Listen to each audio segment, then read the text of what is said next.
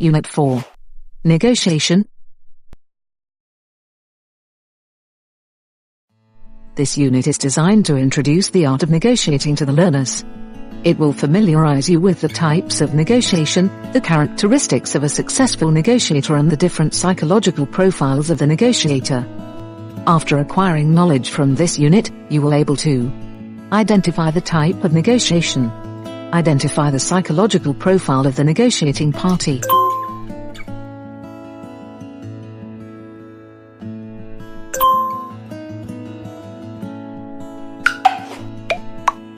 Negotiation is a communication process intended to reach a beneficial outcome for two or more negotiating parties. Negotiation is an art that requires knowledge, understanding and practice. Persuading and negotiating are forms of communication. Persuasion is always focused on achieving one's own goals, while negotiating is aimed at the best possible outcome for both parties. An experienced negotiator knows that the outcome will have long-term consequences for the other side. First of all, the negotiator must clearly define his/her goals. For successful negotiations, the negotiator has to determine what exactly makes his/her position favorable or unfavorable. The course of the negotiation may also alter if some unexpected factors such as the client's behavior, new information, time, place or unplanned event occur. Therefore, a successful negotiator must have the ability to adapt and change his/her approach. At the same time, she or he must be able to keep moving towards the goal. A foundation for the successful negotiation encompasses a good strategy, knowledge of negotiation techniques and body language, well-prepared topics, materials, atmosphere, early prevention of any anticipated disturbance, phone calls, visitors, as well as predetermining the lowest and the highest goal.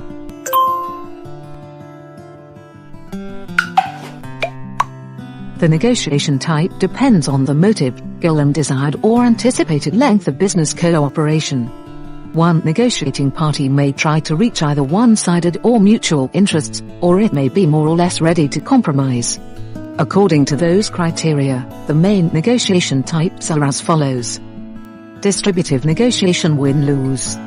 In a distributive negotiation, one side often adopts an extreme position in an attempt to reach its personal goals, using a combination of pressure and blackmail, while the other side is left with no other options but to agree to less than expected.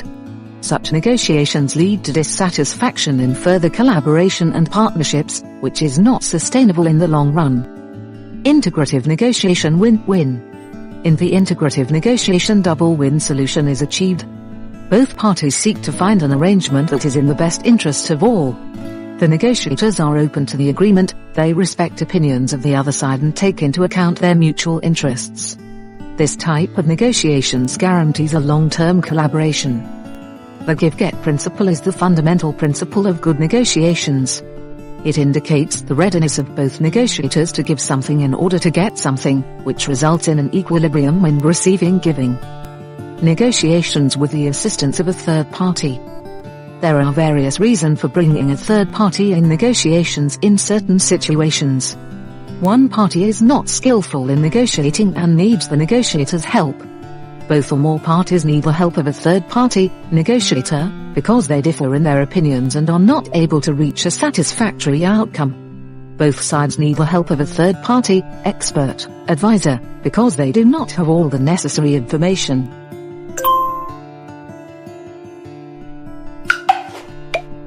The negotiator should always remain truthful to himself. If he changes his personality during the process, the other party will recognize his insincerity and fakery at the end of the negotiations. That is why it is important not to change yourself but rather your negotiation strategy or method. It is crucial to pay attention to the personality of those who are negotiating at the other end. Identifying their personalities might help in choosing better negotiating strategies, to make a positive impact on another person, to identify motives of the other party, intentionally and unintentionally hidden, to attract more interest to their own goals and to turn the interests of the other party to their advantage, to become a more pleasant interlocutor, etc. Peters, 2001, classified negotiators in 7 psychological types. Dominant. Dominant negotiator is rough, always wants to have control. He has a tough personality, jumping fast off the topic, ignoring arguments of the interlocutor, prone to conflict and is turning easily from negotiator into persuader. Extroverted. Extroverted negotiator has a superficial approach to negotiation. Very similar to the dominant type, only he replaces roughness with speed, charm and seemingly irrelevant details, and egoism with general phrases about the common interests. Introverted. Introverted negotiator is reluctant to confide in others and have a huge tendency to control the situation. He is suspicious and doesn't like negotiations at all. On the contrary, he is trying to avoid negotiations and achieve his goals without them. A lot of patience is required in dealing with this type of negotiators. Disingenuous. Disingenuous negotiator is pleasant, polite, nice, look like unskilled negotiators who would agree on all the conditions just to bring an unpleasant situation to an end. If negotiations continue for a long time, they are extremely dangerous because they are able to turn the interlocutor into a subordinate party. Actors. Actor negotiators are glamorous, with impressive looks, seem to prefer the form of negotiating to its subject, acting as if they do not care about the final result, as long as everything looks good from the outside. Philosophers. Philosopher negotiators are keen on introducing radical changes into existing negotiating rules. They are similar to the dominant negotiators.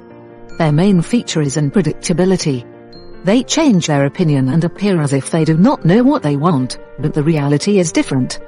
When negotiating with them, one should have control, clear goals and impose the arguments as a basic prerequisite for negotiation. Guards. Guard negotiators are often conservative. They possess simple philosophy and traditional values. They take the role of the negotiators most deeply and personally. Their goal is to achieve a positive result in negotiations which will benefit both parties. If the other side crosses the limit and misbehave, they might become unpleasant.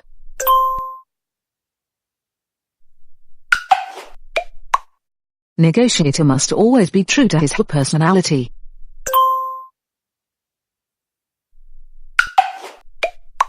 Negotiation is a two-way process for which a successful negotiator should possess the following characteristics.